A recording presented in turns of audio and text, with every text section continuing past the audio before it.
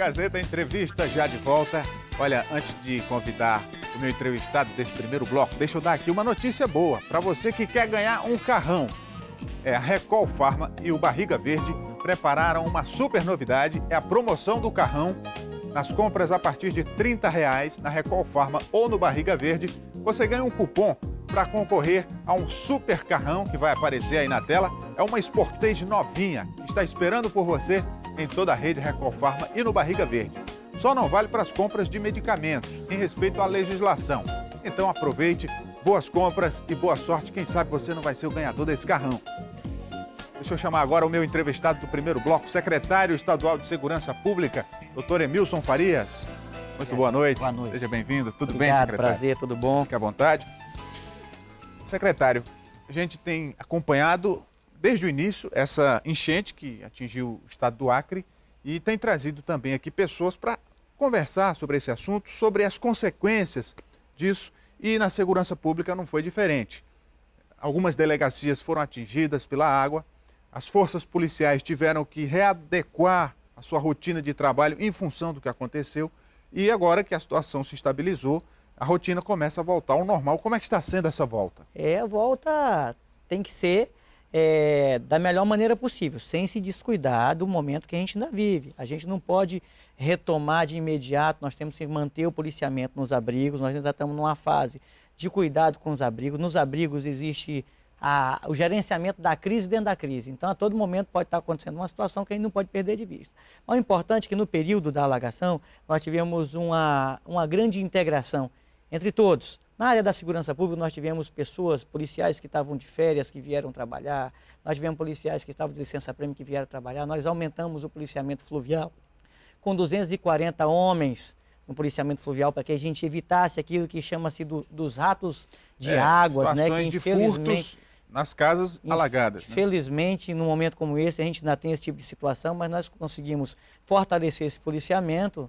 Além desses 240, claro que a gente tinha o policiamento ordinário, e nós conseguimos manter a situação sob controle. Mantivemos uma delegacia dentro do parque de exposição, um policiamento dentro do parque de exposição, o policiamento ordinário nesse período. Acredito que nós conseguimos superar o momento mais agudo da crise na segurança pública, sem prejuízo no que diz respeito à segurança pública. Até porque, durante esse período de 2 meses e 19 dias do início do ano, nós tivemos uma redução de 36% do número de homicídios se comparado ao ano passado. Portanto, nós acreditamos que não tivemos prejuízo nesse período de alagação. Em relação à volta do funcionamento das delegacias que ficaram desativadas nesse período? Nós temos hoje a terceira regional que ficou desativada, que é a da Baixada. Ela ficou desativada, já voltou a funcionar, está funcionando normalmente. Mas a segunda regional ainda não está funcionando ainda não voltou a funcionar. Portanto, o cidadão pode fazer o registro de ocorrência da segunda regional em qualquer outro local.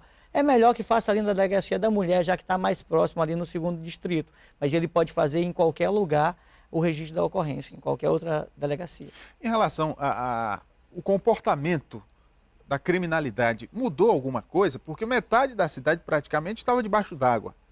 Olha, o que nós observamos foi que nas áreas alagadiças nós não tivemos nenhuma influência do comportamento criminal, não. Nós tivemos, dentro dos abrigos, nós tivemos, por exemplo, 30 ocorrências. A maioria relacionada a extravio de documento, ameaça, o que é absolutamente natural, já que se a gente levar em consideração que nós estamos levando relações sociais para dentro de um único local. E então, ainda mais o estresse daquela situação. O estresse tremendo. Então nós tivemos a Defesa Civil muito atenta a esse tipo de situação. O Coronel Gundim passou um bom período lá no Alto Acre, junto com o Coronel Batista, que é o coordenador da Defesa Civil. Eu me mudei para Chapuri, passei 8 dias em Chapuri coordenando a Defesa Civil do Estado lá em Chapuri. Lá em Chapuri nós não tivemos, por exemplo, nenhuma ocorrência na área policial, que é um fato absolutamente inusitado. Então, os abrigos, nós tínhamos 13 abrigos, foi feito o gerenciamento, nós não tivemos nenhum problema dentro dos abrigos. E a criminalidade, no que diz respeito ao policiamento ordinário, ela não se comportou de maneira maior ou saindo da normalidade. Até porque, como eu disse, nós tivemos que fazer essa força-tarefa, cuidar do extraordinário e cuidar do ordinário. Nós tivemos, durante esses 3 meses de início de ano, uma redução razoável do ponto de vista de homicídio. Nesta quinta-feira estão sendo empossados cerca de 200 novos policiais e é uma cobrança eterna da sociedade a melhoria na estrutura da segurança pública, né, que a população aumenta, os desafios aumentam e esse reforço no contingente, obviamente, que vai ter um impacto positivo. Qual a expectativa que o senhor faz para essa mudança? Muito boa. Nós estamos vivendo um momento de crise. O mundo inteiro tem como palavra da moda a palavra de arroxo, essa palavra da moda. Aqui no Acre nós estamos contratando 195. O governador está contratando 195 policiais militares que vêm para fortalecer a segurança pública do Estado. Essas pessoas vêm com uma esperança muito grande de nós, operadores, de operadores de segurança pública, porque tiveram uma boa formação. São pessoas que estão capacitadas, são pessoas que passaram por um longo período de academia e agora estão prontas para entrar na rua e fazer o melhor, que é promover segurança pública para todos, que em última análise é o que todos nós queremos do Sistema Integrado de Segurança Pública, bem como do Sistema de Justiça Criminal, já que nós temos como, vamos dizer assim, a palavra de ordem, a palavra angular para nós é integração. Integração de todo o sistema de segurança pública e integração com o sistema de justiça criminal. Em função dessa crise econômica, do momento atual que o país enfrenta, todos os governos estaduais praticamente estão fazendo isso, que é a política de contenção de gastos. Como é que isso está impactando na Secretaria de Segurança? A segurança pública está avançando. A Secretaria de Segurança Pública é uma secretaria que tem um trabalho essencial. E se é essencial, a gente não pode descuidar. O olhar do governador é que a gente não perca de vista e não tenha de solução de continuidade num trabalho e num serviço que é essencial como segurança pública. Por isso que hoje nós tivemos a posse de 195 policiais militares. Em 6 meses, nós vamos estar digitalizando todos os rádios de comunicação da segurança pública. Isso é uma mudança de paradigma.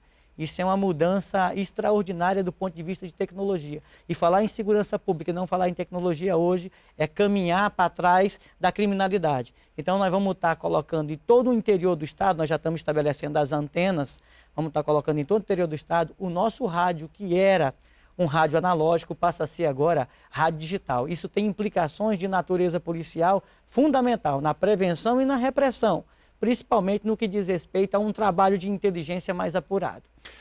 Um fator que tem chamado a atenção nos últimos tempos em relação à segurança pública é a exposição de vídeos, principalmente nas redes sociais, com cenas de violência, às vezes com pessoas fazendo apologia à violência, e de modo que a circulação da informação é muito mais dinâmica e muito mais presente no dia a dia das pessoas. Como é que isso impacta no comportamento dos indivíduos em geral? O senhor acha que isso tem alguma influência? As pessoas acabam aumentando a sensação de insegurança por conta dessa exposição? Como é que o senhor vê esse fator? Eu acho que aumenta, eu acho que nós temos um desafio enorme.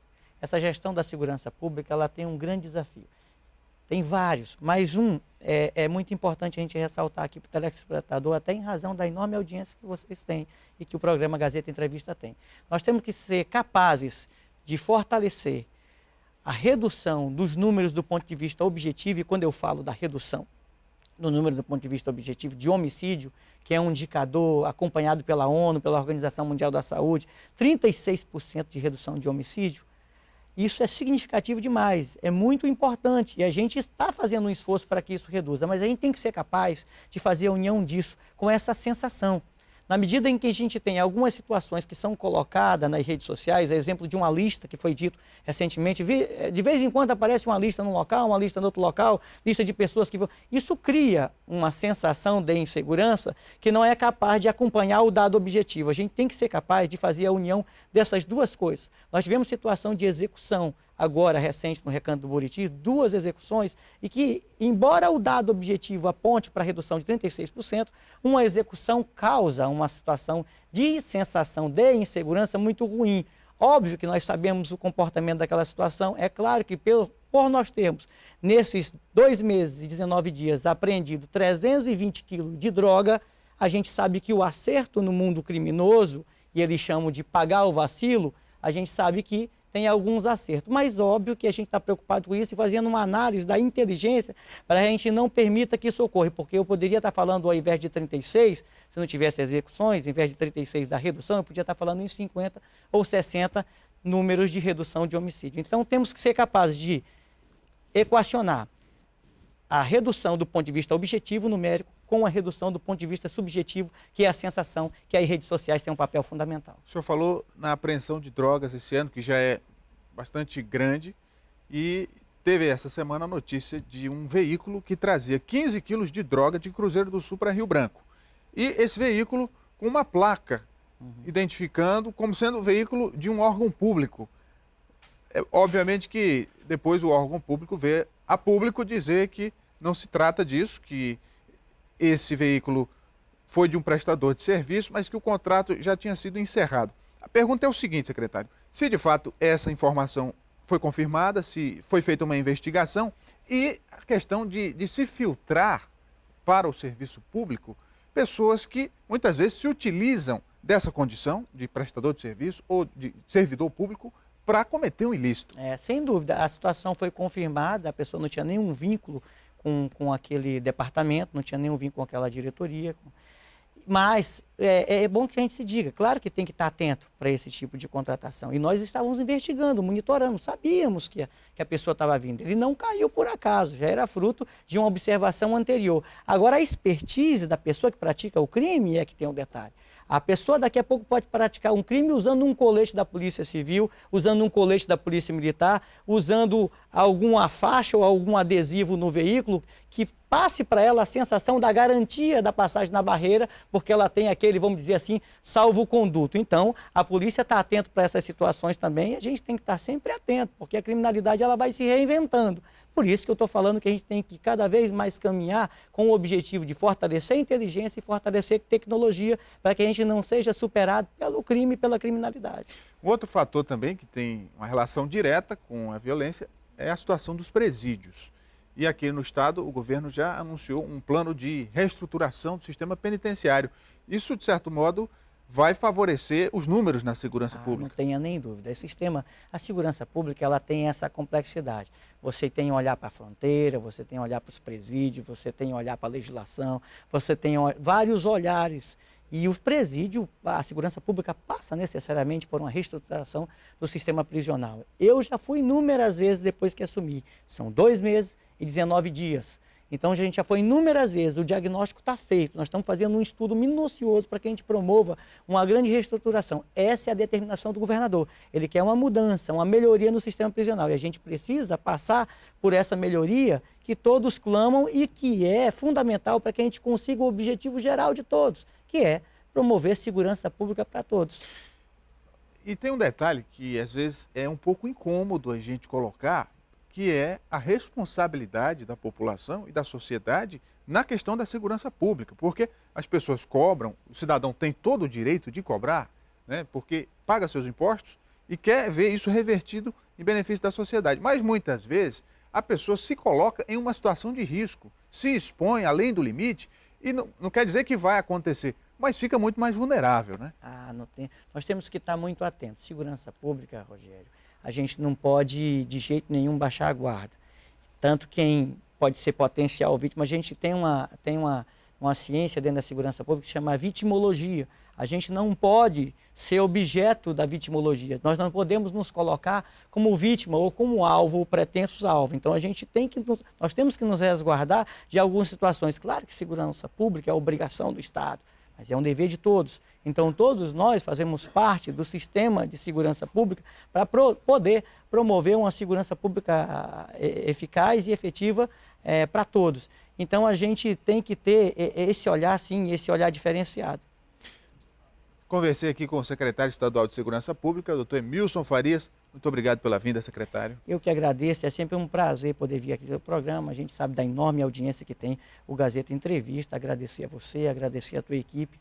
E é sempre uma oportunidade ímpar para a gente poder prestar conta da nossa gestão frente a um tema tão intrigante que todos gostam de comentar, que gostam de dialogar, que é segurança pública. É verdade. Deixa eu dar um gole aqui na minha água mineral Vera Água. E daqui a pouco a gente volta com mais um entrevistado. Gazeta Entrevista dá uma paradinha e volta já. Não sai daí.